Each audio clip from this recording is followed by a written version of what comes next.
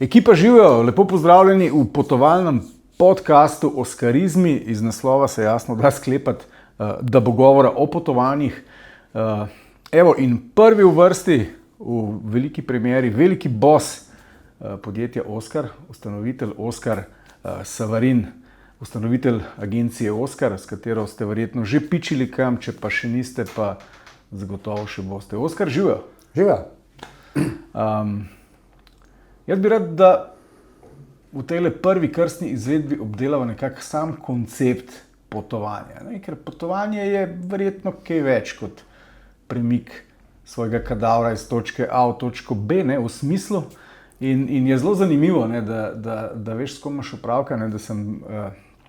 Jaz sem po nekem čudnem naključju, kljub temu, da sta starša zelo veliko potovala, mama je celo z motorjem prepotovala cel svet. Wow. Sem imel jaz take hobije, da me frendi še zdaj zafrkavajo, da sem bil v Celovcu pa v Puli v življenju. Tako da človek brez praktično resnih potovalnih izkušenj, v zadnjih 2 letih sem začel to malo popravljati, ampak ne vem kaj dost. Mogoče bi začela s tvojo zgodbo, preden greva v sam smisel potovanj. Kje se pa začne tvoje potovanje s potovanji?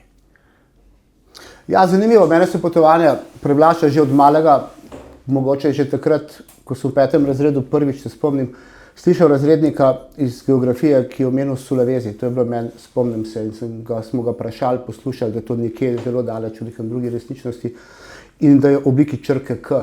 To mi je bilo takrat, to sem bil v 5. razredu. Potem pa v bistvu sem sam začel potovati takoj, ko sem lahko. Niti sam ne vem zakaj, vlekel me je ven in že v 3. letniku sem šel, seveda takrat je bila še Jugoslavija in ni bilo denarja, vsega skupaj. Bil je 3. letnik srednje šole, rudzak, spalko, gorilnik, šotor. Kam? Kam? Ja, na Štop, na Dolgi most in iz Dolgega mosta vedno proti Milanu in potem kamor je šlo. In ful mi je bilo zanimivo, da in še danes mi je, ker me ni zanimalo, da sem imel nek cilj, ampak meni je bilo potovanje kot veter. In torej do konca faksa je bilo 6 let teh potovanj, v teh 6 letih, ko sem šel vmes faks naredil, sem jaz prepotoval celo Evropo, tudi Maroko in Turčijo, preštopal in v teh 6 letih me nikoli ni zanimalo kam, ampak me je zanimalo kako. In recimo ta zgodba, ki je šla, recimo, ko sem palc dvignil in ko sem šel, sem si dal nalogo, zdaj grem pa na potovanje in grem kamor gre tisti, ki mi bo ustavil. In tako me je mesece in mesece po Evropi in potem pač, kako je bilo dosegljivo na Štop. To je bil dejansko format potovanja? To je bil format potovanja. Imel sem s sabo spalko, šotor, imel sem plinski gorilnik, imel sem za enih par dni, ker ni bilo denarja za kakšno hrano ali karkoli. In kamor je človek šel, tja sem šel jaz. To je bilo prav pravilo, kot bi rekel, nek kodeks potovanja. Skratka, nimam končne destinacije, potujem tja, kamor me vodi volja ali pa opravki drugih ljudi. Točno to. In recimo se je zgodilo po 1. letniku faksa, ko sem bil, mislim, da 2,5 meseca na Štopu, da sem najprej imel eno vizijo, da bi šel nekam proti severu, pa me je potem v Milano šel nekaj proti Genovi, pa dol in sem pristal praktično v Malagi, zapravo v južni Španiji, od tam potem gor in potem na Nordkap in tako naprej. V bistvu, da mogoče taka širša schema je bila, ampak v bistvu namen pa je bil, iti s tem človekom do konca in se prepustiti potovalnemu vetru, presenečenjem, dejansko iz prihodnosti ustvariti prazno množico, ki ni odvisna od tebe, ampak je odvisna od tistega, ki ti bo dokončno ustavil. Oskar, to so bila, predvidevam, da 80. leta, če sem prav preštel. Ja, to so bila to je bilo, se pravi 83, je bil faks, se pravi, to je bilo nekje od 80. pa do 88. Ja. Ok, ker želim namreč se spomniti tistih občutij, tistega časa, jaz sem takrat šele odraščal, ampak ena taka klima je bila, da takrat so potovali čudaki. To ni bilo, bom rekel, splošno razširjena, praksa ali pa celo nek način življenja, ali pa tudi ni bila to še industrija, ali pa turističen produkt, ali pa ekonomska kategorija. Takrat so potovali Križnar, Šeruga, ti pa Janin, Klemenčič, pa še kdo, Ja, v bistvu je bilo tako, predtem jaz sem rodom iz Novega mesta in predtem je bila moja lahko rečem, moj svet je bil Trške gore do Gorjancev in taka lepa dolina, ki se potem izliva se pravi, tole morje, ne, se pravi, In potem, ampak skozi je pa bilo, ne, imel sem tudi enega strica, ki je bil zelo tak in ga je zanimalo, čeprav nikamor ni šel v življenju, ampak so ga vse te od Jules Verne, do Karla Maja, in to so nas polnili s temi pravzaprav avanturističnimi idejami po načinu odkrivanja Nila, tako kot Livingstone. Ne. In ta Livingstone meni skozi nekaj odzvanja še zdaj v tem odkrivanje in raziskovanje nekih neznanih stvari. In najprej sem mislil, ko sem šel in takrat, da so te neznane stvari, da sem šel nekam, ne vem, v Španijo, v Škotsko, nekam v nek zunanji svet in da je to skrito v neki gostujoči deželi. In potem zdaj, če se premaknem v tem trenutku in skozi ves ta proces, da celo življenje moje potovanje, pa vedno bolj ugotavljam, da se to pravzaprav odnaša na niste skrite kotičke v nas samih, ki so še neodkriti, ki nekje spijo in ki pod določenim zunanjim za domače razmere neznanim zunanjim dražljajem se zbudijo, se aktivirajo.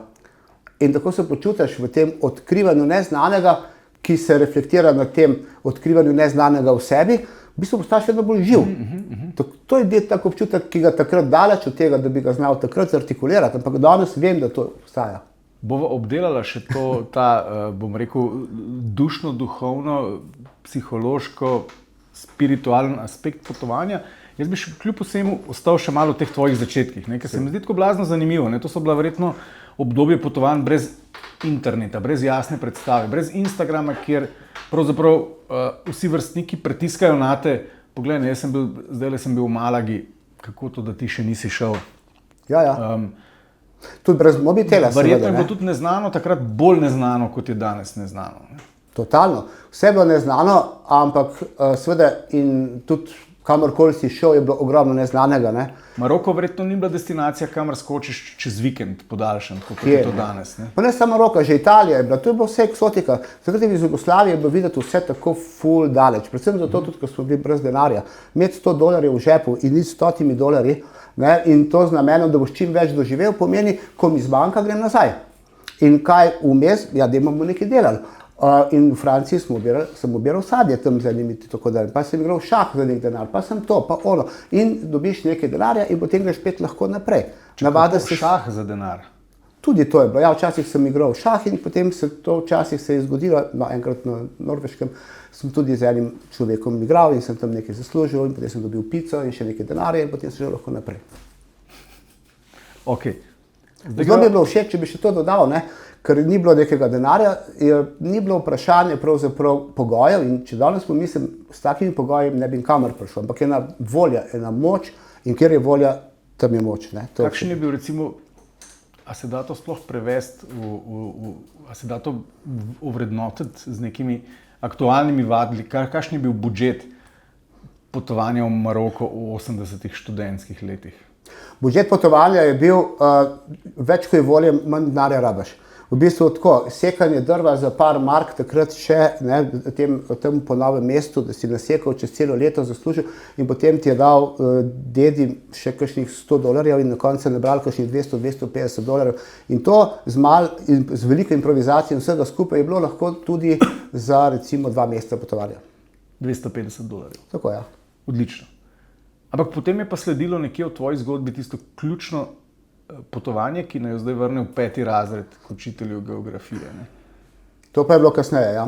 Veš kaj v tej zgodbi, ne? Ti si šel za pol leta na Sulawesi. Ja. Najprej sem mogel faks končati, potem sem mogel imeti 7 let delovne dobe, potem sem si ustvaril družino in 2 moja, se pravi sina in hčero. In potem po teh 7 letih sem jaz ugotovil, da mene ta pisarniško delo in tudi management in te sem drugače končal ekonomijo, ne izpolnjuje. Bilo je vse, bila je karijera, bilo je tudi denarja, vse smo si stabilizirali, težava pa je bila, da vedno manj je bilo mene in danes vem, da sem takrat izgubil samega sebe. In to je bilo tako močno, da sem se odločil pustiti tisto sanjsko službo takrat, vse obesiti na klin in ker nisem vedel, kaj bi sam s sabo, sem si vzel eno prosto leto in sem tudi še takrat, ker sem delal na Adria Airways in sem dobil brezplačno karto do Indonezije, sem si rezerviral to karto za Indonezijo, še vzel in sem šel tja. In ko so me vprašali, kdaj bom prišel nazaj, sem rekel, da ne vem, kaj grem iskat, ampak ko bom to našel, pridem takoj. In kaj si šel iskat, oziroma kaj si našel in kdaj si se vrnil? Ja, torej, mislil sem, da grem iskat odgovor na vprašanje, kaj bom počel v življenju, kaj bi naprej počel, kaj bi dalje. Pa potem dol, ko sem potoval, se je to vprašanje začelo raztapljati in se je vedno pojavilo vprašanje, pravo vprašanje, ki se mu reklo, razumi in spoznaj, kdo si. In ko boš ti prišel do spoznanja, kdo si, boš tudi vedel, kam gre tvoja pot. In potem se je začela ta, bi rekel, šestmesečno potovanje, lahko bi rekel, utapljanje v tej vzhodni Indoneziji, to pomeni totalno drugo civilizacijsko področje, tam od Sulavezija, to je ta otok v obliki črke K, pa potem preko Moluških otok do Irinyjaya, Mali Sunski otoki, skratka, lahko rečem, to je bil otok, torej območje, ki živijo popolnoma samostojno, odmaknjeno od naše civilizacije življenja. In tam sem jaz potem začel raziskovati pravzaprav, kdo sem. Seveda, to je bil zelo tak bogat in pester proces. No in nazaj sem prišel en drug Oskar, že takrat. To je bilo to potovanje, ko sem bil star 31 let. In ostalo je zgodovina, ne? In potem ustanoviš leta 1996 agencijo Oskar. Tako.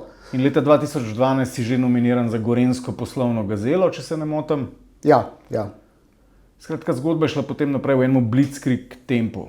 Rečemo, da smo spoznali zdaj Oskarja od 5. razreda, ko je slišal za Sulawesi v obliki črke K, do tistega prelomnega bivanja na tem otoku v obliki črke K, ki te je formiral z neko novo orientacijo, kar zadeva tvojo usodo. Ne? Ja. In zdaj si tukaj kot direktor velike in uspešne znamke na področju potovanj. Ne? Še to bi rad dodal. Vodniške šole, tudi, bom rekel, enih filozofskih pogledov na potovanje in oskarizmov. Pa začnimo mogoče od te točke naprej, ne? Ker bi pa kar šel v srčiko tega, zakaj smo tukaj. Ne?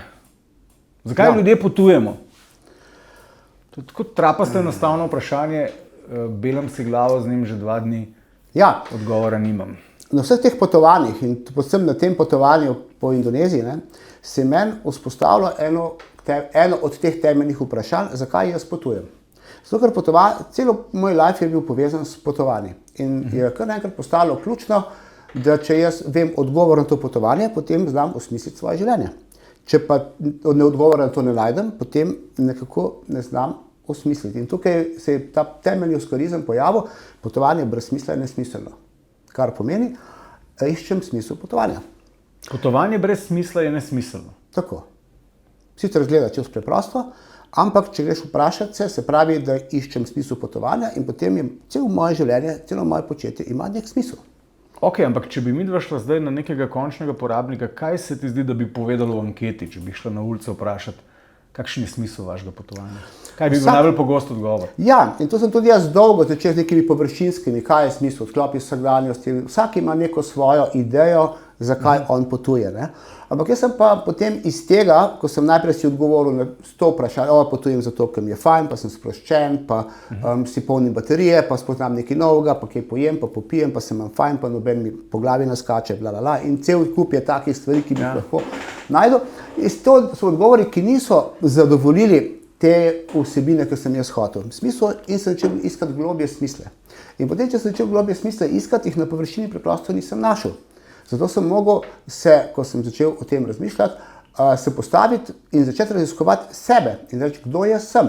In ko sem enkrat z eno idejo, da ko bom spoznal, kdo jaz sem, bo iz tega avtomatsko padel tudi smisel mojega življenja in na koncu tudi potovanja. Skratka, pot me je iz teh navideznih, preprostih vprašanj preprosto vodila v neko globino. Ok, čeprav razumem, je potovanje neke vrste orodje za spoznavo samega sebe, lahko. Ja. Ampak zakaj, oziroma bom provociral z naslednjim vprašanjem, zakaj ne bi mogel samega sebe spoznavati doma na kavču? Gotovo lahko, poti za spoznavanje samega sebe, kolikor pač jih najdeš. Ampak v potovanju je nekaj več, ne? Potovanje je... Ja, Potovanje te izloči in tukaj se takrat videl, kako je ključno potovanje, ali ti potuješ v drugačne dežele, ali pa značilno drugačne dežele na eni strani, ali pa če potuješ po bližnjih deželah, kot recimo Avstrija, Italija, ki ima podoben življenjski način in tako dalje. Ne. Ampak kaj je potovanje? Potovanje te izloči iz domačega okolja in definitivno vsakega potovanje v bistvu greš iskat nekaj, česar doma ne moreš najti. Mogoče ne toliko zato, ker ne moreš najti, ker danes lahko najdeš vso hrano, pijačo in karkoli doma. Ne moreš pa najti sebe, razbremenjenega samega sebe, kakršen si doma. To je recimo že en velik učinek. Se pravi, greš na potovanje, izloči se iz domače vsakdanjosti, prideš v eno značilno drugačnost, kjer praktično, to se je meni takrat zgodilo v Indoneziji, nihče ne ve, kdo si, kaj si. Nimaš totalno nobene, okolica te ne določa, ne poznate in pravzaprav si tak, kot si v nekih dražljajih, ki jih nikoli prej nisi doživel. Brez osebne prtljage svojega okolja. Ja, recimo, kaj se je dogajalo. Lahko razumemo potem potovanje, bi lahko rekli tudi potovanju beg pred samim sabo, ker v domačem okolju si vedno strukturiran z nekimi mehanizmi in strategijami in maskami, ki si jih od otroštva v nadaljevanju razvil zaradi preživetja. Tako. A je to gorivo, ki te potisne proti potovanju, da greš v resnici iskati nekaj drugega? Ja, raziskovati, kaj je za tem. Jaz vedno pravim tako, da v bistvu doma vlečemo en voz in imamo svoje obveznosti, odgovornosti in vse ostalo. Pač delujemo v nekem takem. Lahko bi rekel, kot da smo v prvi prestavi. Se pravi, vlečemo, avto gre. Potem pa, recimo, potovanje si predstavljam kot sklopko. Pritisnem se sklopko, zobniki se razklenejo, ne vlečeš več, greš na pot, greš nekam drugam, zobniki se prosto vrtijo sami po sebi in ustvarjajo neko drugo možnost za drugo konstelacijo. In potem, ko se vrneš domov, se ti zobniki spet lahko skupaj spravijo v neki drugi konstelaciji, recimo v naslednji prestavi. Nesmiselno bi bilo, če se vrneš in si v isti prestavi. In spet v domačem življenju prevzemaš te odgovornosti, samopodobo, vlogo, masko, persono in tako dalje. In nadgrajen s tem potovalnim vzdušjem, učinkom, spoznanjem, s tem pravim potovalnim bogatstvom, bi bilo najbolj logično in zato se jaz tudi borim in zato sem tudi agencijo ustanovil. Ja, vstopiš v nadgrajeno življenje. Se pravi, Oskar pred potovanjem je, oziroma drugače, Oskar po potovanju je Oskar pred potovanjem plus neka nadgradnja. Ok, bi lahko rekli, da potovanje potem takem lahko ima potencial, da spreminja življenje? Definitivno. V bistvu beseda sprememba mi ni všeč, že dolgo govorim o nadgrajevanju. Pa rečemo nadgrajevanje. Pa se nadgrajevanje spet vod v transformacijo. Definitivno, ampak sprememba sama je lahko, da menjaš eno za eno, nastane eno. Nadgradnja pa je vsebinski pojem, kjer pomeni, da ti imaš nekaj, se nadgradiš in potem imaš ena plus nekaj. Menjati mango za jabolko, na koncu imaš nekaj. Namen pa je, da prideš s potovanja nadgrajen, obogaten, ne spremenjen. Sprememba je danes zelo pojem, ki je v družbi zelo močen, ampak sprememba na koncu je marketinški ali pa bi rekel potrošniški pojem, da ti sam menjaš zato, ker si nezadovoljen. Nadgradnja pa pomeni, da ti sebe nadgrajuješ. Zato pa meni nadgradnja recimo tisto, kar mi zarezonira. A bi mi lahko poskusil razložiti tako zelo, glede na to, da si velik strokovnjak za potovanje, glede na to, da znotraj vašega podjetja ustvarjate praktično neštete potovalne produkte. Se pravi, sklepam, da o človeku in njegovih potovalnih potrebah in kapacitetah nekaj veste. A bi se dal na tak zelo materialističen, zahodnjaški način pojasniti, kaj so pa tisti dejavniki potovanja, ki pa res vplivajo na to nadgrajevanje. Kaj so tiste ključne točke na nekem potovanju, ko se človeku nekaj zgodi? Mogoče bi prej raje zdefiniral, kako mi vidimo pri nas človeka. Vsakdo je svoj človek in unikum in enkraten. In je tak, kot je sprejet. To je dejstvo. Vendar pa imamo vsi določene plasti, mi smo tukaj rekli 5 plasti, in te plasti se pa podobno gibljajo. Vsak med nami, torej mi vidimo vsakega človeka in tudi resničnost na petplasten način. Vsakdo ima svoje telo in je svojo fizično postavitev, vsakdo ima svojo energijsko postavitev, se pravi energijo, to so roke, roke so telo, energija pa te roke premika, ne? Potem ima vsakdo svojo razumsko komponento, ki pomeni, da informacija in daje informacije tem rokam, kako naj se premikajo, se pravi, to je tretja, recimo temu pravimo mentalna ali razumska sfera, ne? No, in tukaj nekje se oblikuje ta triplastnost tega pojavnega človeka, kot ga mi tukaj tudi poznamo. Ampak s to pojavnostjo, se pravi samo fizika in čustvo in mental, mi potovanja ne moramo pojasniti. Zakaj? Ker ko sem takrat razmišljal sam pri sebi in sem skušal dojeti, kako se moje telo odziva na potovanje, sem ugotovil, da v bistvu moje telo se potovanju upira. Noče, telo je inertno, telo bi sedelo, telo bi v nekem varnem, bi jedlo, bi počilo in tako dalje. In v bistvu je godrnjavček in ko jaz hočem sebe na potovanje poriniti, takrat bo telo reklo, ne, jaz hočem biti tukaj. Zato ljudje zbolijo pred potovanjem. Seveda, ne? In to je en godrnjavček v vsakem med nami, vsako telo, tvoje, moje, ima isto, ker je sestavljeno iz neke mase in je pač, ono bi sedelo, ne sedelo, ležalo bi, ne, se pravi, ne, ker je masa, gravitacija, vse skupaj. Ja, no, tako telo kot naš razum se upirata novim izkušnjam, če so nepoznane običajno. No, in kasneje je prišlo tole čustvo, če pogledamo kot energijo in kot te čustvene vzorce, ki smo jih dobili na nezavedni ravni, ki pogojujejo. Ne? Kaj si čustvo želi? Varnost in vključenost. To je prve dve vprašanje, ki jih nagovarja. In varnost je definitivno doma. Ko greš ti na pot, varnosti ni. Vključenost je doma, ker si sam zbere svoje okolje. Na poti je ni, ne? Na poti je ni. In ko jaz rečem, grem v Indonezijo, grem v Etiopijo, bo moje čustvo reklo, stop, ne. To je drugi godrnjavček, ki sem ga razpoznal. In tretja stvar je tudi mental, ki je razumski, se pravi logično posledičen. Razum bo rekel, zakaj ne bi družini prvoščil raje novega Passata, kad da skuša potovanje v Peru 9000 evrov. Ne? Tako je. Jaz lahko da to garažo zgradim, lahko imam avto, lahko imam karkoli. Poleg tega pa tudi razum pravzaprav je sestavljen iz nekih prepričanj. In tudi prepričanja, podobno kot čustva, to sem jaz ugotovil pri sebi, ampak mislim, da je tudi po moji praksi, tudi pri vseh drugih, temelji na nekih predpostavkah in tudi razum si želi biti torej vključen in varen. Zato recimo, viole so na stadionu z violami, ker se počutijo varne med svojimi in tu si doma, imaš neko mišljenjsko sfero, prepričanje. Tam pripadamo, ne? Pripadamo in zato je, ko boš ti rečeš razumu, a greva na Sulawesi, bo razum rekel ne. Ok, Oskar, mi imamo zdaj 3 plasti, vse 3 pravijo ne. Tako je. Praviš, da jih je 5. Predstavi mi še tisti 2, ki pravita ja. No, in zdaj stvar je pa potem naprej. Če sem pa hotel jaz raziskati, zakaj potujem, in sem videl, da te 3 so vse proti, mora obstajati še nekaj, kar pa je močneje v meni od vseh ostalih, da lahko pojasnim sem nekaj, kar je močneje, kar ne poželja na potovanju, ki pa ima točno druge performanse.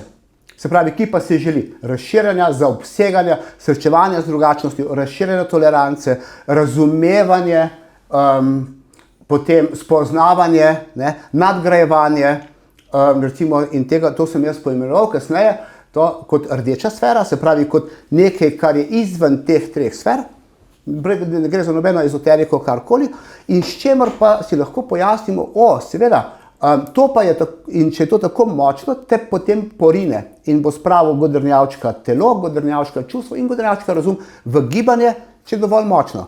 Če pa ta rdeča sfera, ki jo tudi vsakdo ima, jaz sem jo poimenoval zelo klasično duša in pa recimo duh ali kočijaš kot na vrhu, kot na višjo zavest ali karkoli, ne, je, se pravi, če ima vsakdo, ampak če je zelena premočna, ostaneš doma. Če pa je rdeča postaja močnejša, te slejko prej zdrma in te porine, mogoče najprej na krajše potovanje, najprej na bližnje, močnejša, ki je, bolj te vrže pravzaprav v to neznano, v to soočanje z jaznikim drugačno resničnostjo. Ok, najlepša hvala. Zdaj smo spoznali teh 5 plasti,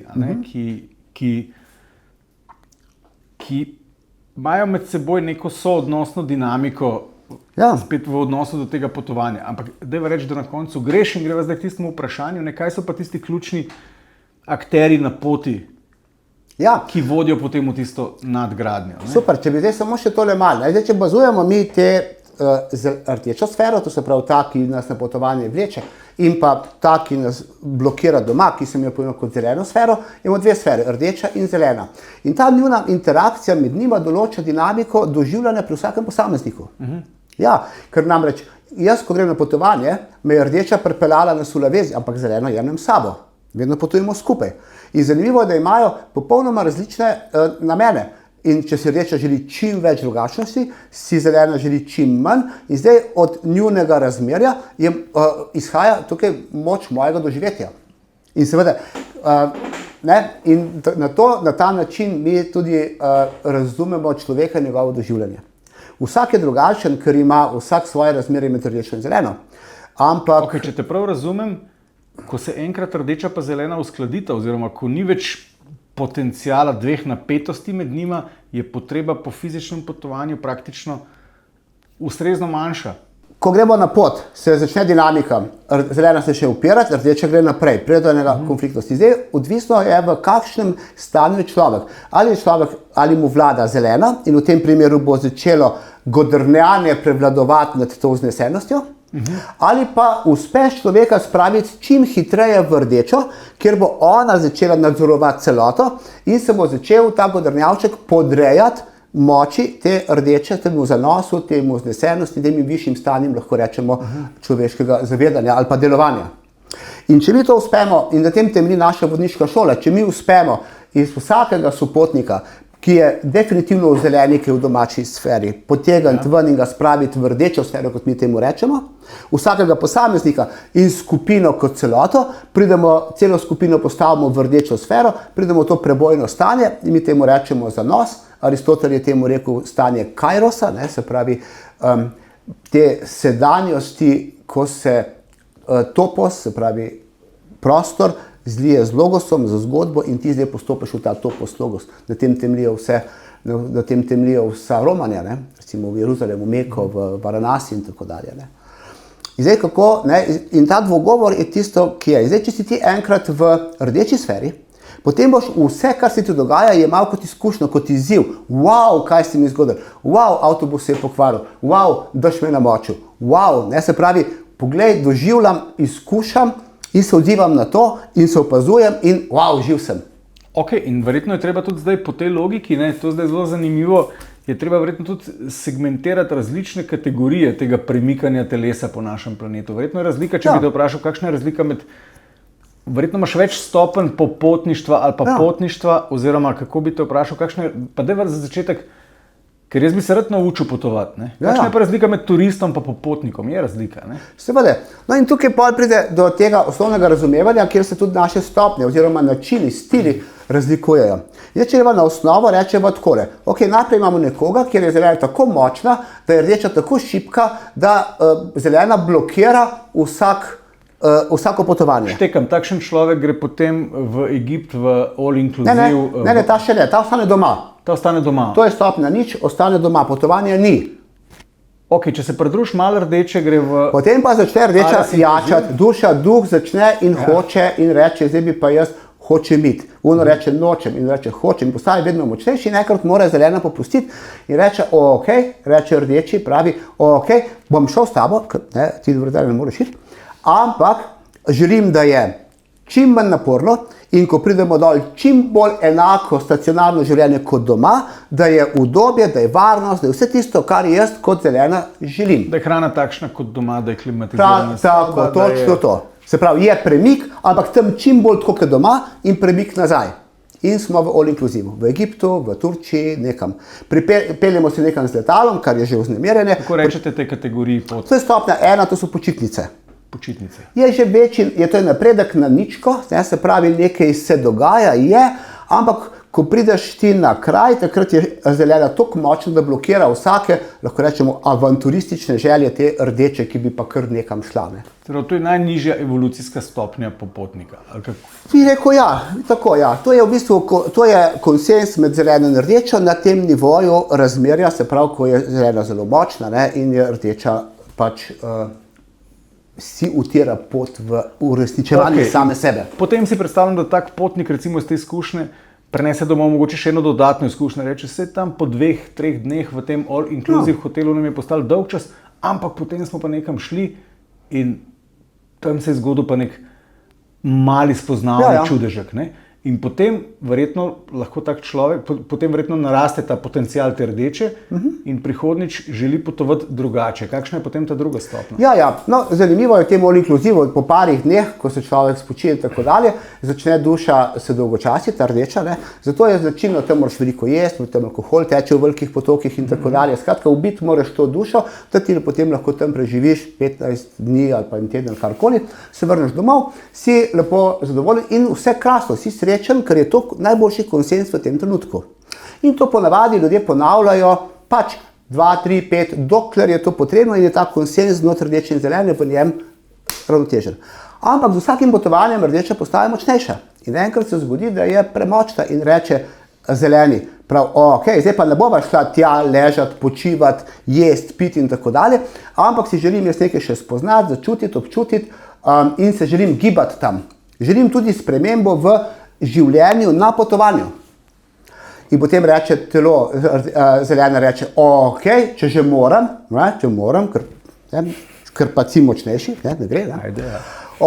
Ampak mora biti, ne sme biti naporno, mora biti pod nadzorom, mora biti predvidljivo, vse mora biti jasno, mora biti pod enim jasnim vodenjem, mora biti dovolj hrane, dovolj spanja, dovolj počitka, dovolj vključenosti, varnosti, vsega tiska, kar meni kot zelena, ne?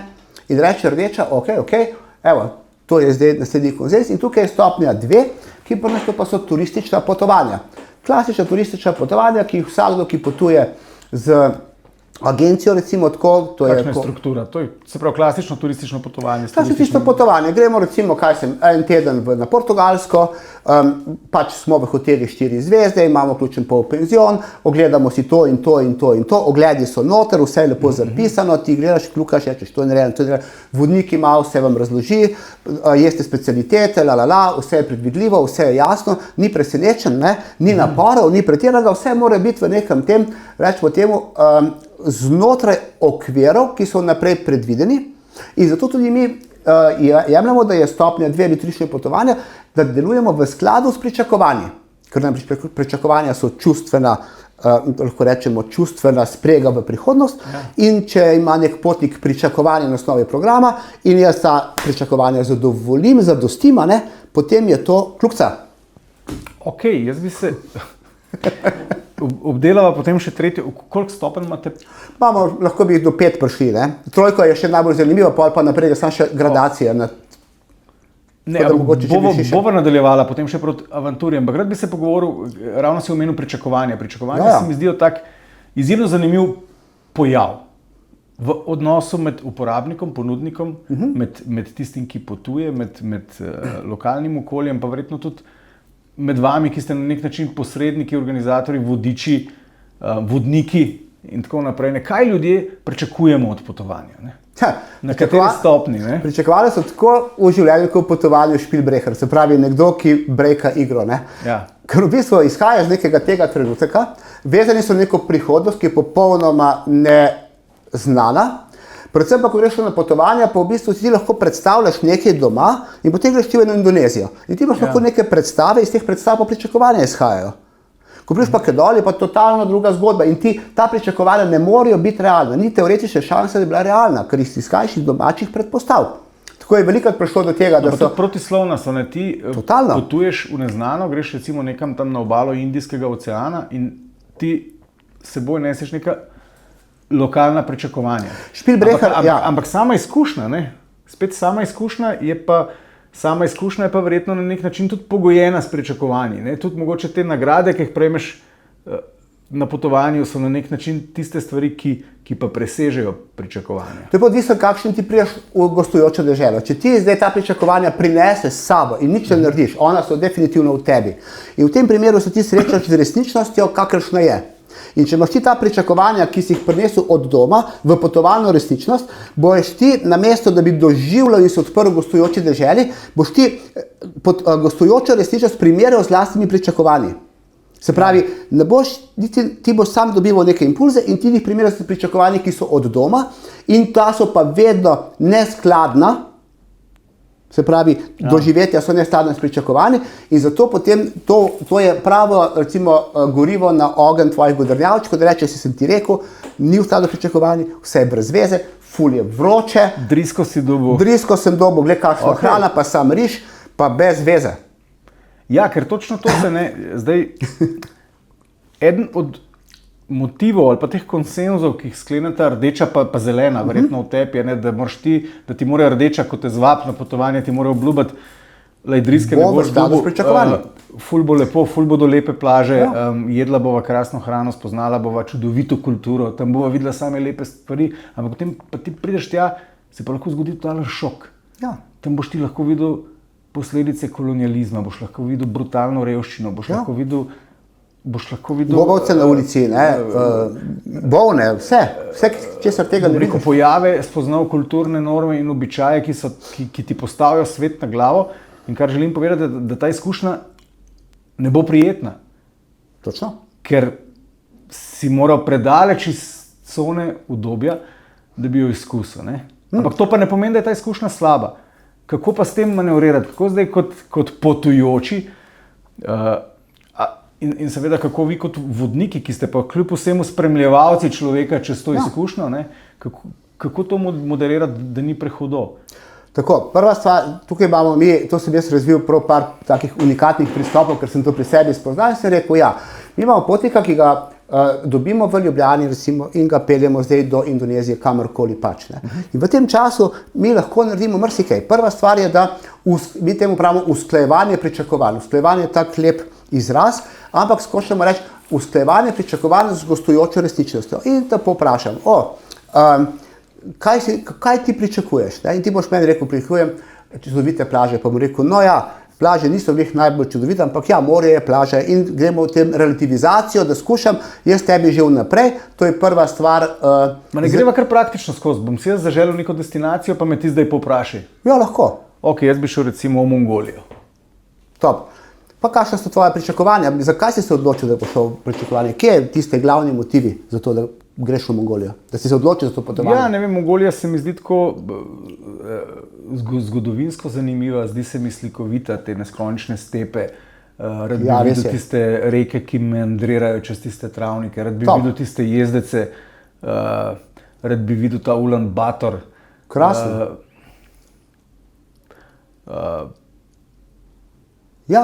Vrhunsko. In to je to, kar si rekel, to boš doživel.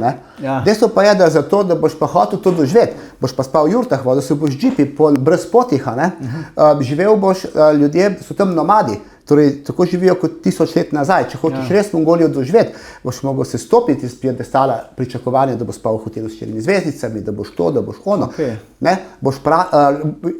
Imel boš prašne ušesa, oči, nos in usta, To ni tisto iz ekranov, ko ti gledaš, ker to so puščave, to so visoke stepe, ampak zato ti boš žrtvoval en del svojega, velik del svojega obdobja, zato da boš dobil to izkušnjo, ki si jo želiš. In zdaj, če se te povem takoj, zdaj, ko se ti voziš tukaj do Benetk, se peljeva na avtobusu. Ampak ne bi pa rad videl revščine, pa trpljenja, pa podobnih pojavov. To sem ti pa pozabil povedati, zdaj dodajam. Recimo, jaz imam resnično težavo s tem. Jaz, ko potujem, jaz sem recimo začel resno potovati, ali pa tako, da sem šel čez ocean, se mi je zgodilo šele v zadnjih nekaj letih in sem začel to kar ponavljati zdaj, pač me je ujela ta potovalna. Ampak recimo zelo težko shajam pa z... No, vidiš, v tem primeru so prišla eno klasične zgodbe, ker ti v Mongoliji, če hočeš spoznati, šel si na to potovanje, je to definitivno vključeno v tvojo zgodbo. Tvoje pričakovanja, strahovi, česa ne bi, kaj bi, so nešli s sabo. Jaz sem tisti, ki bom zdaj lahko zrelativiziram to, dokler boš tja prišel in ti pomagam, da boš ti probal dobiti zaupanje v vodnika, ki te pelje, da boš to strahove in te negativne zgodbe lahko s tem zaupanjem preko vodnika tudi presegel. In v bistvu, ko jaz vidim človeka, ki je v takem konkretnem stanju, kot si zdaj ti meni opisal, si rečem, čudovito, ste na pravem potovanju.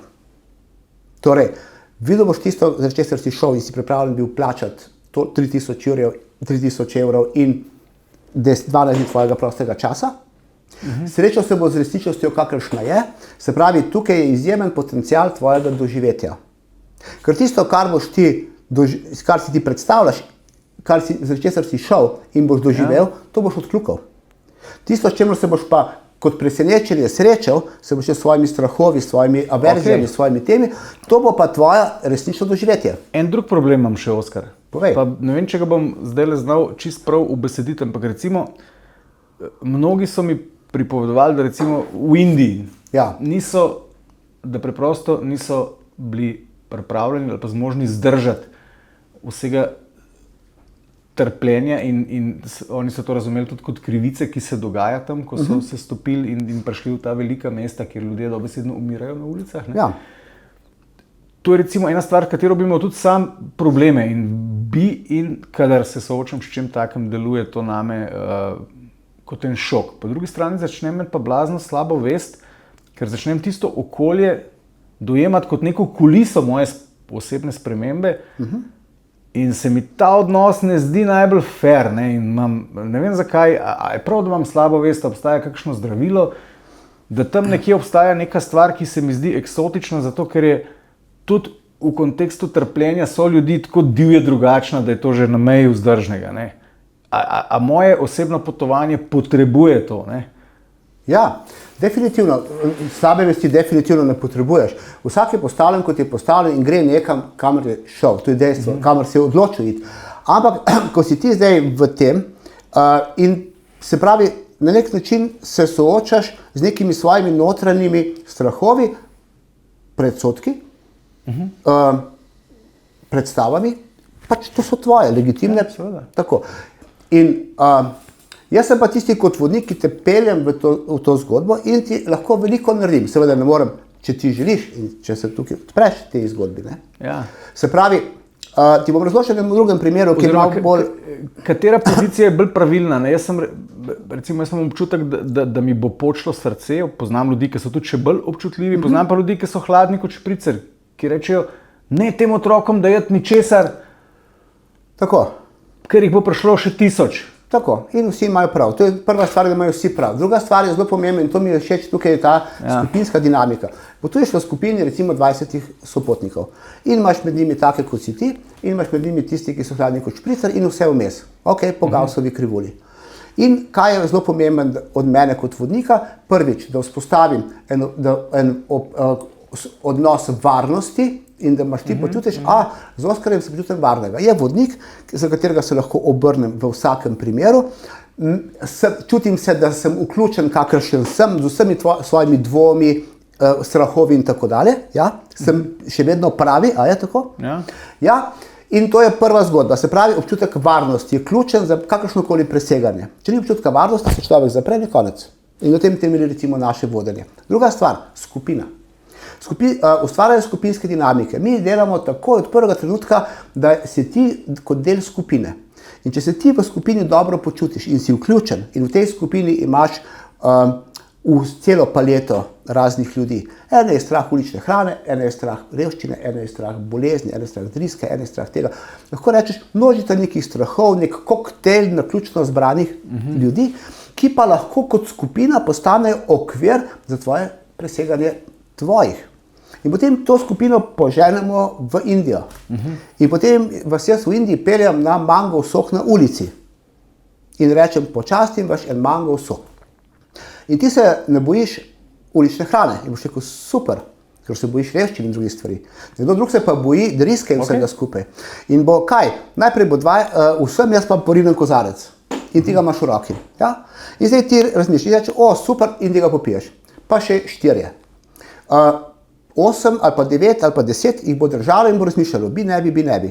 Zgodbe od zadaj, Indija, driska, bla bla, ulična hrana in tako dalje. 4 nikakor. Ampak unih 8, ker če je zaupanje v vodnika, vodnik pa ve, kaj dela, ne bo te peljal za to, da boš ti drisko dobil, to so varni kraji, ampak so izjemna priložnost za preseganje, bo uspodbil na osnovi teh 4, ki ti boš popil in bojo oni počasi začeli in na koncu izvoditi sam prakso iz 30-letne prakse vodenja, popijajo tudi oni. Na koncu ostanejo oni 4, ki lahko zdaj popijo ali ne popijajo. Ni bistveno oni 4, ki so pa točno, ki se bojijo driske in ne bojo, ali bojo oni popili ali ne. V njih je že zelo močna izkušnja. Zakaj? Soočeni so z izzivom in imajo skupino, od katerih je recimo 16 jih popilo. Imajo referenco, ne? Imajo referenco. In zdaj oni ne popijo. In potem bodo pozvali teh 16 in teh 16 ne bo imeli neke hude driske, nič ne bo, vse bo normalno. In ko bomo naslednji dan v Džajpurju pili ta isti sok mango, ne, bojo rekli, mogoče ne, ali pa tretji, četrti dan bojo pa probali in lahko se jim zgodi, lahko ne. Skratka, to je namen kako. Kaj pomembno je varnost, pomembno je občutek varnosti, pomembna je močna skupinska dinamika, da se ti počutiš vključen, kakršen si, torej tudi če ne piješ manga, ne piješ soka, si še vedno ta pravi. Ne? In ko bomo mi prišli pa do neke revščine, ki bomo videli, boš pa ti tisti, ki bo zavibriral, bo pa 16 ostalih reklo, ja, bili smo že tam, revščina, vprašanje, če to revščina, to je način življenja, ki smo ga mogoče, tisto, kar oni živijo tam, so mogoče 50, 60, 70, 80 let nazaj živeli, naši detki so lahko tako živeli. Mi smo si ustvarili, da je to revščina. Ja, to je naša sodba. To so naše sodbe, to so naše te. In tam milijoni ljudje živijo v nekih zelo skromnih, ne, in se probamo vprašati, kaj pa ima on, ne, govoriš razumeti, ne ga soditi, ampak kaj pa ima on od svojega življenja?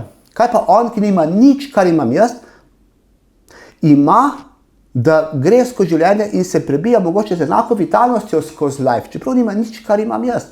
In skušaš razumeti, ne pa vrednotiti. In potem razumem, žal so to, ja, to so težko izmerljive kategorije. Ne, ker... Jaz kot vodnik to nagovarjam, mental. Skupina, ki je spet, kot smo rekli, po istem principu, nekateri čutijo, nekateri ne, nekateri so pa v izzivu, ne? In potem celota se spet začne mešati in potem, recimo, kaj se bo tebi zgodilo, prvič boš mogoče zamrznil, drugič malo manj, četrtič, potem po 6, 7, 8 dneh se zna zgoditi, da boš da boš popolnoma in bo začel ti razmišljati, kaj pa oni imajo, če se res nimajo. Lahko se celo to zgodi, da boš rekel, imajo nekaj, kar jaz nimam. To se recimo meni zgodilo. Ali pa še to, jaz bi rad imel to, kar oni imajo. Ker če greš v logiko, da oni nimajo nič, kar imaš ti, pa imajo isto vitalno življenje. A me slediš? Absolutno sledim. Potem morajo imeti nekaj, česar jaz nimam. Ker jaz imam pa vse ostalo in iz tega črpam motivacijo za life. Kaj pa? Jaz, ko sem to spoznal, sem rekel, jaz hočem tudi to imeti. Potem pa začneš ti ljudi totalno drugače. Potem pa skušaš razumeti. Recimo, jaz sem bil enkrat v Mjanmarju, tam smo potovali, tam so budisti in tako dalje. In tam so te skromne kolibice in ljudje živijo tisto hospitalno življenje, imajo za preživeti in nič več. In jaz sem dal enemu človeku, tam nekaj je bilo, pač $10. In sem rekel, lej si, prvošči si kaj, ne? In ta človek je letel v tempelj, kupil tiste pozlačene lističe in jih je nabil na pagodo. In to se mi je zgodilo večkrat v podobnih situacijah. Najprej sem razmišljal, poglej ga, pojma nima, namesto da bi si kupil nekaj za jesti, nekaj tasga, on gre in tam daje tistim menihom, tiste pozlačene kupole, se širijo samo zlato in tako dalje. Ne. To je bil moj začetniški zahodnjaški pogled.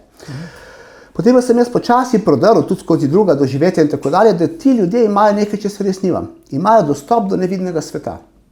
In tisto, česar mi nimamo, to je pa nevidni svet, ker dvomijo vanga, je za njih gotovo dejstvo. Pogovarjali so se z ljudmi, so mi razlagali, to je nevidnih svetov. In v tem nevidnem svetu smo lahko pa vsi enaki. In on, ki nima nič, ki si nikoli ne bo mogel iz tiste svoje, lahko rečemo, zunanje vloge in pozicije izid, tudi s tem $10 si ne bo pomagal, lahko si bo kupil za enkrat, tako naprej. Je on pragmatično zadovoljen s tem lifeom, kakršno je, hkrati pa ima dostop do nevidnega sveta, ki je bistveno močnejši in večji in veličastnejši od vidnega sveta. Ker je logično, ker vidni svet je en mali spektrček, vse ostalo je pa nevidni svet. In potem sem jaz, to je bila moja zgodba, ne, začel se rekel, tudi jaz bi želel dostop. Oni so ljudje, jaz sem človek, če oni lahko v nevidni svet pridem, lahko tudi jaz pridem. In se začel spoznavati, postavil sem si aksiom, da obstaja, mogel sem iti čez svojo psiho in vse skupaj, čez svoje dvome, čez svoje razume, čez vse te, lahko rečemo, paradigme ali pa narative, ki sem jih od malega dobil v naši civilizaciji. In kaj si ugotovil? Si ugotovil, da se ne izključuje, da si lahko materialno podprt in lahko dostopaš do nevidnega sveta. Definitivno. Ali se to izključuje? Kje pa? To je komplementarno, valjda, ne? To je vse komplementarno in ti, se pravi, fizična manifestacija je taka, kot je, ampak je delček, kanček, ne, v celoti, ki je sestavljen iz vidnega in nevidnega. Na koncu, kaj loči vidno od nevidnega? Naša sposobnost videti. In kar ni vidno, je nevidno. In vse, kar ni vidno, je nevidno. kar pomeni neki mali delček, ki vidim vse ostalo. Kaj sem pol kasneje spoznal še, jaz sem čist bil navdušen in to tudi živim. Ta razlaga mi štima in je super do točke, ko si rekel, kaj ti ljudje posedujejo, da lahko živijo z enako ali pa z večjo vitalnostjo, kot recimo mi, bogati zahodnjaki, ki hodimo tja to drugačnost opazovati. Ta razlaga, ok, sej ste lačni, pa imate skrivenčene ude, ampak imate pa dostop do nevidnega, me pa ne zadovolji povsem. Mislim, se bom skušal naslednjič v tej priliki spomniti tega, ampak... Mene je, pa to, vse, kar ti govorim, je bilo zame presenečenje. Ni zdaj, da jaz opravičilo iščem ali pa neko to. Da ti povem naprej zgodbo, ne? In jaz sem šel s tem izhodiščem raziskovati sebe naprej. To so bili letni procesi, par let je to trajalo vse skupaj. In kaj sem ugotovil? Da v tem nevidnem svetu obstaja tudi večina Oskarja. Se pravi, da to, kar ti vidiš in tako dalje, mogoče majhen, mogoče manj od 1%.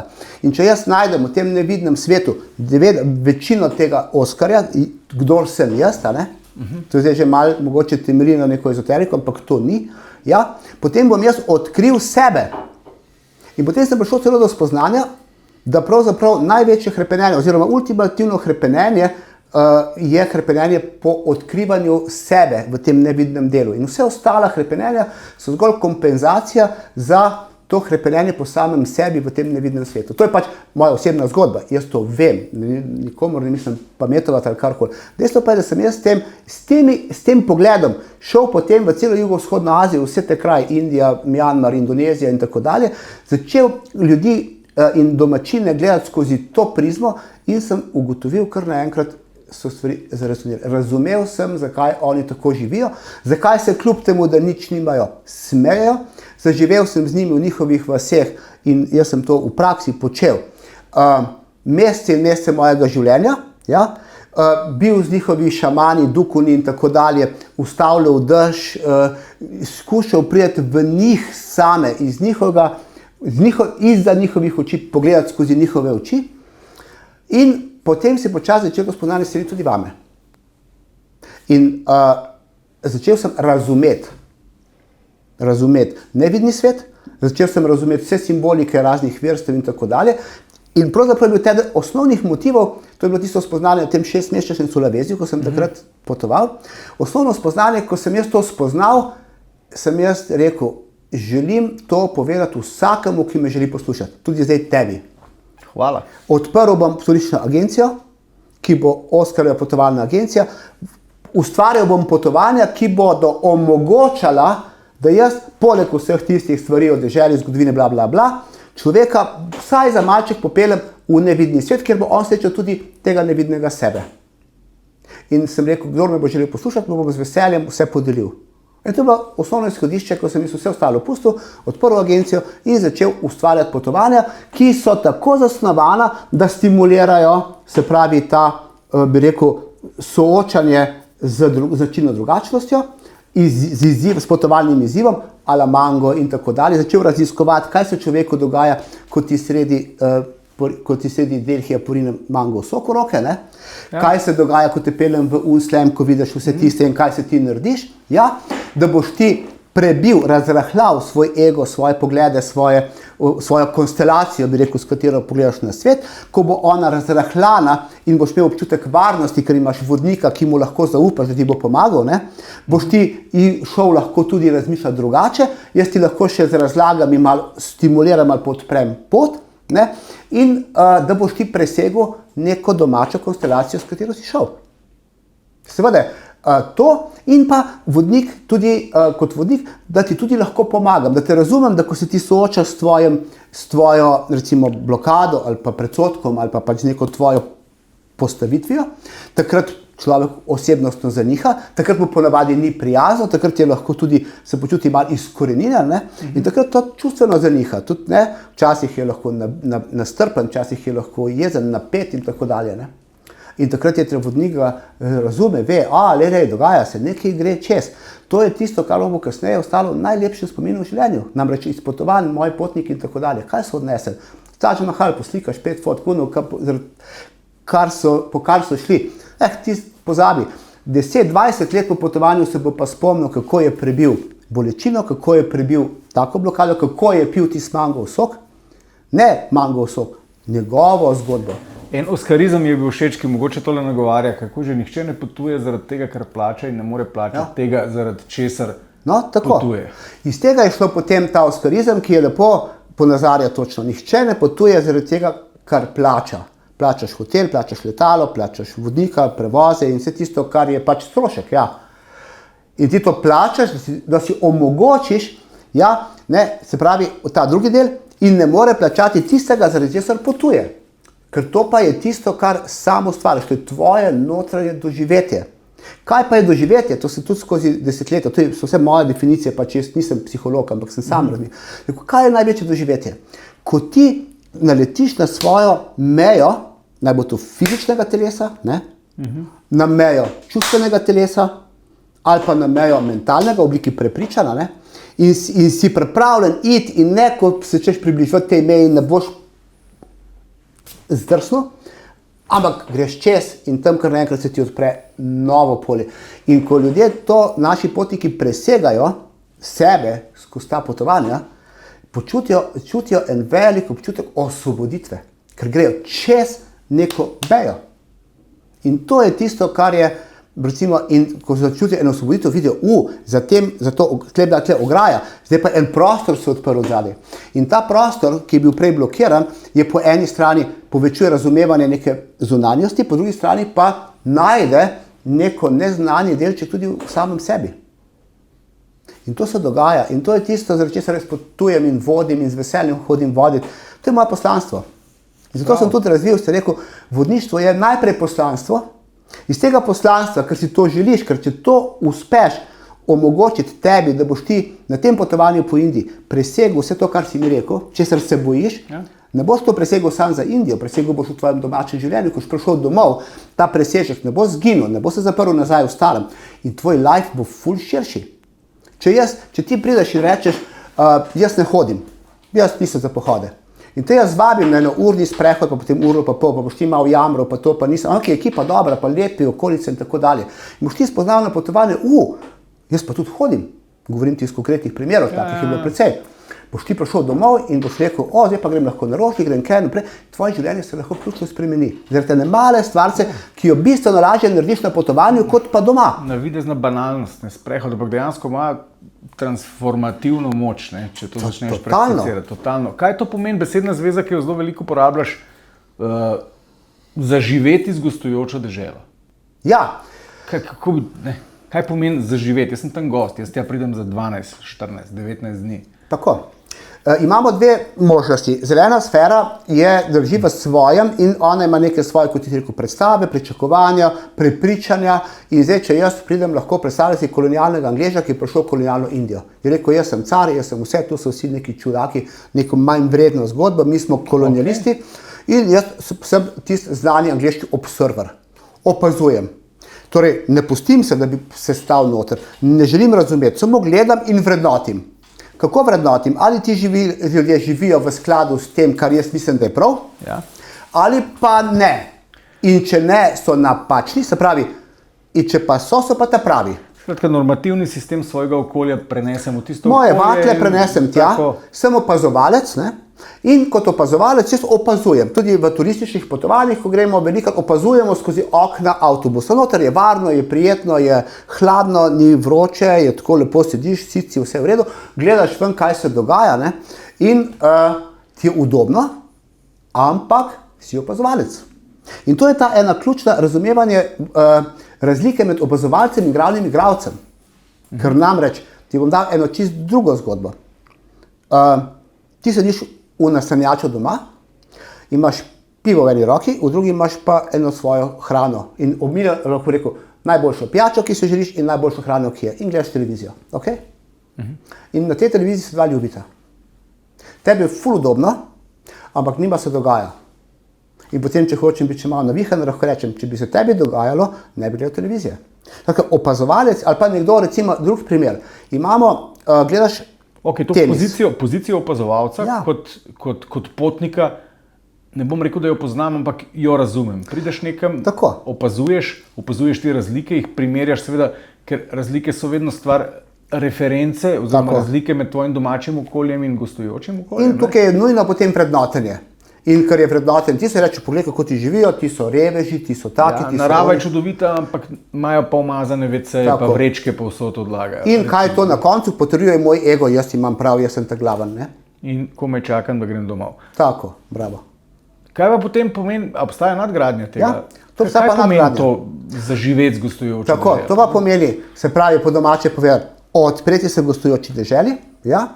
Namesto vrednotenja in opazovanja zaživeti z njo, se pravi skušati razumeti, zakaj, če gremo tako, zakaj je tako, kot delajo domačini v Indiji, za njih najbolj prav.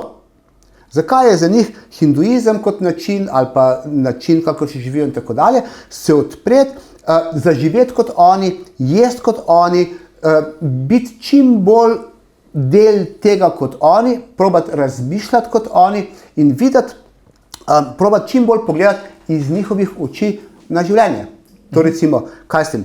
Pogledaš tam v Indiji, če si hotel v Rajasthanu, v eni puščavi, vidiš eno mamo, ki je v tistih barvitih oblačilih, ampak ki ima zakrita in ima feređo, ne? Vidiš enega ata, ki je takle in pije svoj čaj in vidiš enega malega fantka, ki je star 11 let in si rečeš, če bi jaz bil ta fantek, kako bi gledal na iste stvari, kot jih jaz gledam? Kako bi gledal na Ameriko, kako bi gledal na življenje, kako bi gledal na šolo, kako bi gledal na izobrazbo, in postaviš neke stvari in skušaš iz njega, iz Rajasthanske puščave, iz ene vasi, iz enega očeta, iz ene mame, iz tistega okolja in želiš to razumeti skozi razne čustvene plasti razumevanja. Ne? In tukaj je, se pravi, in tako dalje. To pa je, in začneš počasi, ko se začneš odpirati, te gostujoče deželi, ona začne vstopati vate, ti se ji odpiraš, ona je povsod. To, kot pravijo za Boga, ne išči Boga, samo odpri se mu, ker on je tako povsod in če se mu ti odpreš, on vstopi noter, skozi držljaje, skozi doživetje, skozi vse. In probaj to razumeti, in probaj razumeti sebe in razmišljati ne vrednostno, dobro, slabo, se imam fajn, se nimam fajn, ampak v bistvu doživljati, sem jaz prišel v Indijo, odprimo se tej Indiji. Ne? In seveda tukaj ima ključno vlogo vodnik, ki ti lahko pomaga razložiti in ti lahko, če ti čutiš, če čutiš varnost, da ti vodnik daje občutek varnosti, se ti lahko odpreš. Najprej proti vodniku, ti tudi gostujoče deželi. In jaz ti razlagam, probajte to, poglejte, razmišljajte, pa skozi vere, skozi skozi zgodovino, skozi razlago običajnega življenja, skozi njihove vrednote, skozi njihove to in skušamo. Vodnik po Oskarjevo je neke vrste učitelj, ne? Še več kot, ja, ampak meni so učitelj s tisto vzgojno noto, ne? Ta prilika v tem dečku iz Rajasthanske puščave se mi zdi zelo zanimiva, da bi mi nekdo podal ta pogled, da pa poskusiti skozi njegove oči pogledati svoj svet in to, kar vidiš zdajle, ne? Mislim, to je tako osupljiv način uživljanja, ne? Ta pogled me še zdajle, pa nismo v Rajasthanski puščavi malo presunil, ne? Tako da moram imeti tja to pogledati, da... A pa imaš recimo v Indiji, če smo v Indiji, imaš enega saduja, to so ti starejši ljudje, ki zapustijo svoje domove in grejo za duhovno življenje iskati pač ob Ganges ali pa na te svete kraje. Ne? In imaš tega človeka in ti ga gledaš in on je mavričen, potem ga lahko poslikaš, če gleda, šel je od doma, berač bi lahko rekel z našega zornega kota, ne? Živijo od ničesar, tako naprej, znajde se za življenje. Ampak če pa ti jaz rečem, a ti bom jaz povedal, kako iz hindujskega vidika in z vidika reinkarnacije izgleda zrela doba pri človeku. Ne? Se pravi, nekdo, ki ve, tako kot ti veš, da ne vem, po smrti je to, kar ti misliš, ne? On ve, da bo šel neko prečiščevanje, da bo potem prišel, da bo tam neka za smrtje. On bo zapustil samsaro zdaj, ne? To je zadnja... Ampak samo telesie, ne? In zadnji izdih, se pravi stanje zadnjega izdiha, preden bo šel, zapustil ta svet, bo izhodišče naslednjega. Se pravi, kot otrok se bo rodil s tem, lahko rečemo, stanjem duha. In njemu se splača do zadnjega trenutka v tem življenju delati na sebi, če tako rečemo, čistiti svojo podzavest levo, desno, se pripravljati, da bo imel v naslednjem življenju čim višje izhodišče. In v tej logiki reinkarnacije je zanga zelo doba, se pravi po reproduktivni dobi, ključna in krona celotnega življenja. In on je svoje naredil iz tega posvetnega, pač postavil je njegove druge generacije, živijo, to so njegovi otroci in tako dalje. Oni so zdaj zaživeli, on pa gre in njemu je cilj, kaj? Tudi to, kar je Platon rekel, priprava na smrt. Ampak to ne izključuje, se pravi, življenja, ampak pripravljeno na smrt je drugače kot pa živeti. Skratka, Ja, da čim več tega karmičnega dolga poplača v tem življenju. ne želim razlagati doma prav in kdo nima, želim pa, da skozi to razlago jaz lahko tistega saduja soočim te z eno drugačnim paradigmo in začneš ti lahko razmišljati, hej, zanimivo, jaz imam tako, on ima tako in ta isti sadu ni več tako, kot si ga prej videl, ni več berač, ni več nek zgubak, ki ne ve, kaj bi počel in tako dalje. Ja. In to je tisto, se pravi, zaključek je tvoj. Ja. Jaz ti izpostavim ti zgodbo, pomagam ti, dam ti tisto, da si ti lahko odpreš te zgodbi, lahko jo podprem z razumevanjem, ker pač to celo življenje počnem in sem tam le videl, potem si pa ti tisti. Kako pa Oskar Krotita, obstaja, a si kdaj razmišljal o tem pojmu potovalni ego? Tudi, seveda. Večkrat sem naletel na ljudi, ne? Oziroma se mi zdi, da je bil to pogost prilastek ljudi, ki potujejo, vsaj nekaterih, ki se nisem prijetno ob njih počutil, ne? So prišli vedno z neko tako auro, jaz zaradi svojih izkušenj zdaj vem več, ne? Ja. To je verjetno zelo nevarna pozicija, oziroma zelo nevarna past, v katero se lahko ujameš. Ja. Kako preventivno ravnati, da se ti to ne zgodi? V bistvu to je vsaj že Sokrat, ki je rekel, vem, da nič ne vem in s tem več vem kot vsi ostali. Na koncu imaš ti odvetnika, ki misli, da če je odvetnik, da je več kot ostali. Ali pa imaš popotnika, ki misli, da je več od ostalih. Tak človek se avtomatsko, to ni zdaj stvar popotovanja. Popotovanje je ena od dejavnosti kot vsaka druga. Ali pa zdravnika, ali pa kogarkoli, ki lahko ponižno lahko rečemo z veseljem, z navdušenjem gleda ta svet in si ga želi razložiti, se pravi postane del, ali pa se izloči, ker pač potrebuje neko vzvišenost, ne, da iz tega kleple, iz nekega svojega delovanja, kleple nek svoj kapital ali pa neko svojo samopodobo in tako dalje. Kaj pa potovanja kot statusni simbol, kot potrjevanje pripadnosti neki kasti? To se mi da je zdaj v dobi, ko smo postali sami svoji marketingari, vsak zase skozi socialna omrežja in tako naprej. Danes dejansko ne obstajaš, če nisi bil na Maldivih, v Radžastanski puščavi. Ful je dobro. Vsakdo potuje zaradi tistega, kar on misli, da je zanga. Nekdo potuje zato, da bo imel Instagramove fotke in bo potem, in to je njegova zgodba. Važno, da on gre in vsakdo ima vedno prav. Ni sodbe. Dejstvo pa je, da ti pa probaš iz vsakega tega potegniti, pet en korak naprej, probaj en korak naprej. Ampak, če si ga želiš, ne? Se pravi, evo ti kozarec, ni ti ga treba spiti. Dam tega pa enega, pa ti dam še enega, pa ti dam enega. In vsakdo, to je pa narava, to imaš 40 let prakse, vidiš, če bi to probal, bi videl, da počasi najprej rekel, mogoče ne, dan za dnem, skupinska dinamika, potujemo, in tako naprej. Začel najprej manjše izživke na koncu. Recimo na Maldivih imamo mi eno potovanje, ki gre na domačinski otok. In to je muslimanski otok, in ni alkohola in nič, ne.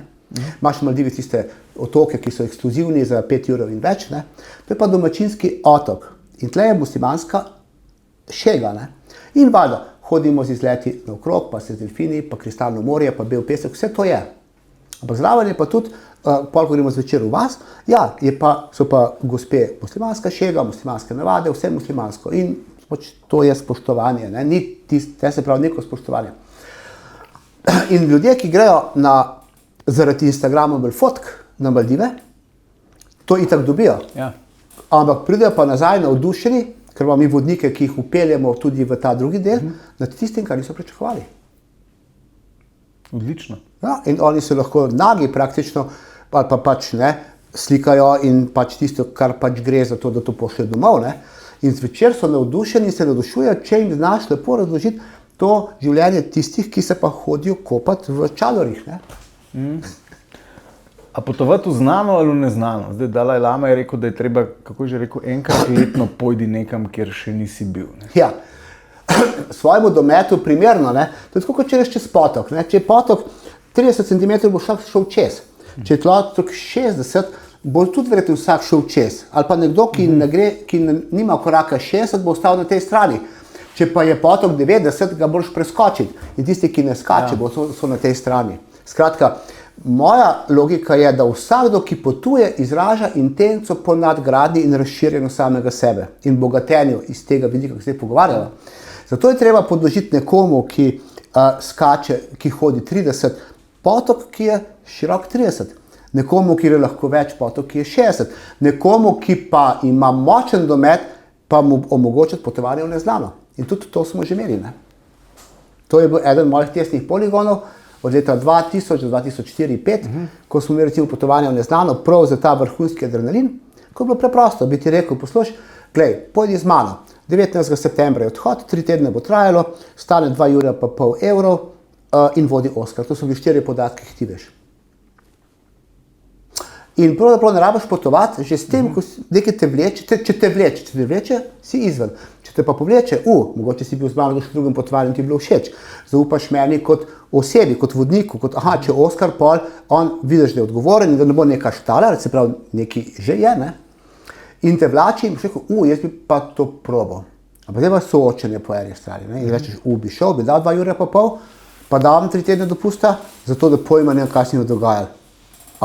Imam jaz to moč in potem bi ti mogoče še to. In potem greš v službo in rečeš ti poslušaj, razmišljam o tem, da grem, ali pa vplačal sem neznano. In te friend vpraša, kam pa greš? Pojma nimam. Je koš pa videl? Ja, nimam pojma. Kako si ti nor. In to so bila 6 mesecev prej potovanja razprodana. V bistvu to je bilo tam do 20-25 maksimum ljudi.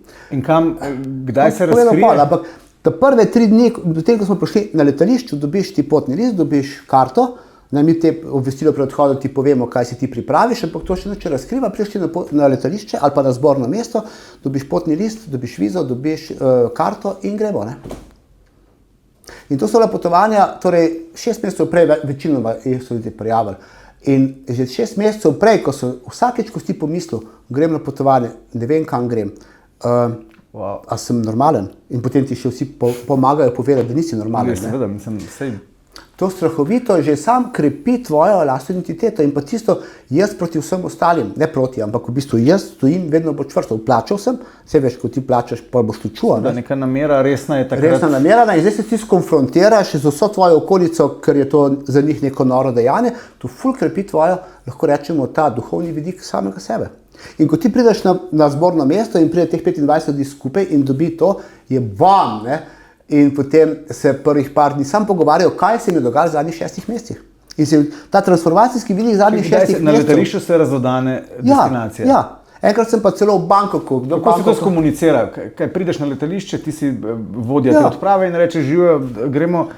Zberem celo skupino, rečem pozdravljeni, naše potovanje v neznano. V Peru.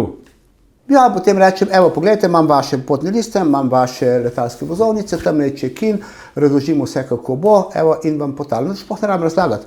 Tam je check-in, čekirate se tako in tako, ko se čekirate, pridite sem. A ja, se to brez velikih besed, oni samo pogledajo, da imajo karto za... Potem pa oni dobijo potni list, pa dobijo tam, pa dobijo vizo za Iran, recimo prvo potovanje je bilo Iran, 22-dnevni potovanje v Iran, recimo, ne. Wow. In nobeden niti pomislil, da bi bil, da Iran, to je bilo leta 2001, to je bilo v bistvu nekaj čisto odštekano, ne. To je bil tako sem zbiral, ne. In pol se srečaš najprej sam s sabo, si predstavljaš, ti 6 mesecev nekaj bildaš, neke zadeve, čeprav po drugi strani pa ne moreš imeti nobenega pričakovanja. Nobenega konkretnega pričakovanja. Lahko imaš samo pričakovanje, ful bo dobro, nekaj na osebni ravni, ampak ti ne veš. In potem prideš tam in nimaš pojma v Iranu in ti greš v Iranu in se srečaš s tem, kaj sem v Iranu slišal, s temi predsodki, z vsemi kontrapropagando, levo, desno, ampak ti si tam v skupini in ta skupina je enotna, ker so vsi enako presenečeni. In fora je v tem, da ko smo mi poleteli dol, oni niso imeli programa, samo jaz sem vedel program. Program je bil dobro postavljen in je bil v nulo narejen, ne? Ampak oni niso vedeli. In so prišli zjutraj teh Iranov na ulico, pred avtobus, in oni so gledali severno, južno, vzhodno, zahodno. Sproti so odkrivali 21-dnevno program. In ker niso imeli nobenih indikacij za fiksacijo v prihodnost, so uživali in doživljali vsako stvar kot presenečenje. Ok, zdaj sva dojela, kaj je v bistvu tistega vprašanja, ko sva govorila o pričakovanjih. To je, bom rekel, to je pa skrajna stopnja zanikanja lastnih pričakovanj, ne, ko se odločiš za odsotnost. Za takšno, bom rekel, a se smetimo res sploh tveganje? Se to sploh ni tveganje? Norost, lahko rečeva. Norost, ja. Prijetna norost. Čisto. Oskar, itak se bova midva v tejle sobi podcasterski še parkrat sešla z drugimi gosti, kar se pravzaprav neskončno veselim. Mogoče me zanima, to bomo prihodnjič obdelali. Tako mogoče bi, če sva začela s temi tvojimi začetki, ne, takrat v srednji šoli, pa potem v 80-ih, pa tako, bilo verjetno zdaj po teh desetletjih tvojih potovanj zelo na mestu vprašanje, a sploh še obstaja kak kraj, kjer recimo popotnik tvojega kova pa poglavar take orjaške potovalne institucije, kot je Oskar, a še kje ni bil? Ogromno. Zezaš. Ja, seveda. Nikoli nisem razmišljal o tem, da bi mogel vse videti. In tudi relativno hitro se mi je začel pojavljati, da sem v tem raziskovanju zunanjega sveta, ko se je enkrat nabralo to in to in to in to in to in to in to in to in to in to in tega je bilo res veliko, ne?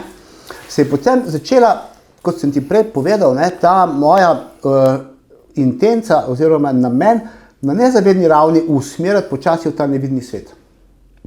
In potem sem začel počasi odkrivati vidni in pa ta nevidni svet, o katerem si prej govoril, ko sem se pogovarjal o Mjanmarju in tako dalje. Ne. In tako sem povezan tudi s tem, da sem ogromno vodil po deželah, ki jih poznam, ki jih čutim, kjer sem lahko peljeval moje sopotnike in kjer sem užival v tem, recimo, to je seme kot samo uresničenje samega sebe, ne? Kot to možnost, da lahko spletam te drugačnosti. Ne? Se je pa en pojavljal zanimiv vzor, da sem začel potovati po istih deželah, ne? 2-krat, 50-krat, 100-krat recimo. Ne? Kje si bil največkrat? Ja, Turčija po mojem vsaj 300-krat, ne? Potem Indonezija sem 300-krat? Sigurno, ja. Potem Indoneziji sem preživel vsaj 3 leta mojega življenja, ne? Preko raznih potovanj. Potem in pa ves ta prostor, recimo med Turčijo in Kitajsko na eni strani, med Etiopijo in Indonezijo, se pravi ves ta umestni prostor sem jaz prekrižaril, mogoče po vsaki cesti, Centralna Azija, Tibet, Taklamakan, se pravi tisti konci, potem Indija, pa tam Indokina, Šrilanka, Indonezija, ti konci. Ne. Kam bi šel na svoje zadnje potovanje? A bi šel neznano? Oskar se dobiva na Brniku ob četrtek ob 3, pa greva. Ker dejansko zadnje potovanje je v neznano, ne? Moj life, to si me zelo lepo izval, ko opazujem moj life v zadnjih letih, vidim, da se vadim v potovanje v neznano v vsakem trenutku tega domačega življenja. Tukaj je še eno skorizem, ki pravi, da je smisel potovanja skrit v domačem življenju. In ko sem jaz po teh mojih 17 letih neto, potovalnih letih in raziskovanjih in vse skupaj, pravzaprav na nekem potovanju, nekega razvoja na samem potovanju, ne morem več nekako doživeti in tudi videti nekaj, kar še več ali manj nisem, pa tudi me niti ne zanima, da bom videl neko hišo, ki bo malo drugače postavljena kot 1538 hiš, ki sem jih že nekje videl. Ne. Prihaja pravzaprav moja zgodba in zdaj tudi poudarek, kako zdaj to potovalno bogatstvo, ki sem ga celo življenje pravzaprav izkušal in ta strahoten material, ki se je v meni nabral, aplicirati in uresničiti v domačem življenju. Ne. Tako da zdaj v tem trenutku je ta poudarek tudi, kjer se zelo ukvarjam intenzivno tudi s tem, kako našim sopotnikom, se pravi to njihovo doživljanje, ta njihov zanos, ta njihov potovalna vzdušja, tako sidrirati na potovanju, da ko bodo oni prišli na domače življenje, da bo čim več tega ostalo. Da ne bo po 2-3 tednih nekega najlepšega začeli plahneti zaradi tega, ne, se pravi, domačega življenja, ki je strukturiran, ki je močen, ki je zelo intenziven. Ne. Ampak da bi to potovanje kako preliti ta feeling, ne, ker to sem bil enkrat na Solaveziju takrat in sem imel bogovsko. To je bil trenutek, ko sem rekel, prišlo mi je na misel, ta trenutek je vreden enega življenja.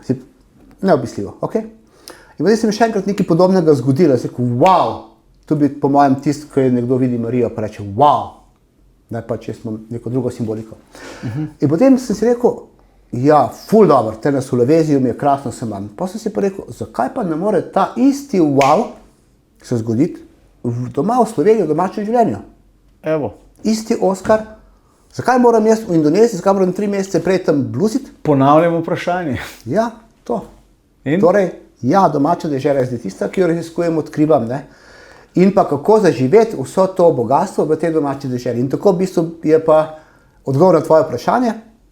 Zdaj potuješ samo še, oziroma pretežno potuješ po sebi.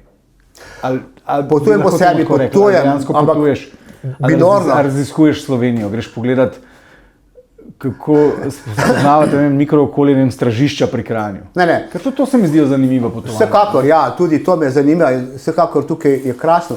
V bistvu zdaj malce potujem, ne več kot 100 dni na leto, recimo grem še 6 do 7 krat potovati. Ne več kot 100 dni na leto. Ja, glede na tisto, kar je bilo včasih. Okay, kaj pa statistika, recimo v zadnjih 40 letih si bil odsoten koliko časa? Ja, 17 let, ne? Neto, ne? Ja, 17 let svojega življenja sem preživel v tem raziskovanju. Ne? To je bilo nekje od 160 do 240 dni na leto, recimo, ne? V teh hudih letih, ko so bili. Ne? Lahko bi se reklo, da nekaj o tem veš. Bolj čutim, ja, lahko. Oskar, nisi mi odgovoril na zadnje vprašanje. Kje še nisi bil in kam bi rad šel? Kje bi rad umrl? Ne. Kam še?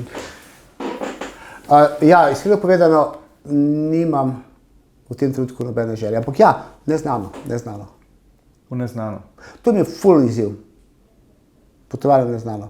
To, kar delam vsak dan, ko se zjutraj zbudim in dejansko tudi tako percipiram. Ne?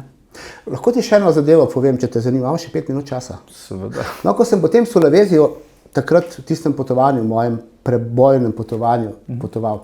Med drugim je zaneseno na otočje Togija in tam v sredini Sulavezije. To je čist na ekvatorju, kjer ljudje živijo totalno enako življenje vsak dan v letu. Totalno izven civilizacije, tako vsak dan je enak, od 6 do 6 zvečer, ukvarjajo se malo z ribištvom, malo z ostalim. In sem jaz šel tam z enimi ribiči zvečer v en takem sampan, to je tak kanu, loviti ribe. In na tem je bila ena oljenka, ki je dala svetlobo. In bil sem jaz na enem koncu, potem bil še eden, pa še eden in potem bil še en gospod, okoli 60 na drugem koncu. Tako bulo je imel na obrazu, še zdaj ga vidim. In smo namakali tiste trnke celo noč. In smo ujeli vsakenih 15 do 20 rib, tako je bilo, se tam namakaš, nekaj smo šli ven v črno temo, ne. Tista oljenka si predstavljaš, ne, in taka svetloba, in smo namakali tiste, dokler ni kakšna riba zagrabila in celo noč smo tam viseli, mene je vse bolelo v tistih deskah. Gledal sem, kaj bi, najprej bil ful neki dolg čas, potem sem pa začel te obraze gledati. In sem videl tistega človeka, koliko 60 let star, in on tako lepo drži, umero, tako naprej, in pol, ko riba zategne, on zategne, in ko začuti, da je riba gor, njegov nasmeh gre tjale nekam nazaj za ušesa, kot da bi bilo doživeti prvič v življenju, da je on ujel to ribo. In sem ga celo noč gledal. In sem si predstavljal, sem rekel, gledaj, ta človek je star 60 let, se pravi 40 let, že to vsak drugi dan hodi ven in lovi ribe. In ta človek tukaj, se pravi, ujel je vsaj 10 do 15 tisoč rib, če bi zdaj preračunal vse skupaj v življenju. In 15 871, tako mu zategne, je enako, kot bi bila prva. In jaz sem bil navdušen. Kaj ve, česar jaz ne vem? Spoznal sem, česar jaz nimam. Tega, da je vsakič znova, kot bi bilo prvič. In tukaj je povezano tudi z neznanim in s pričakovanji in z vsem skupaj. In takrat si je Oskar rekel, da tisto noč tudi jaz to želim.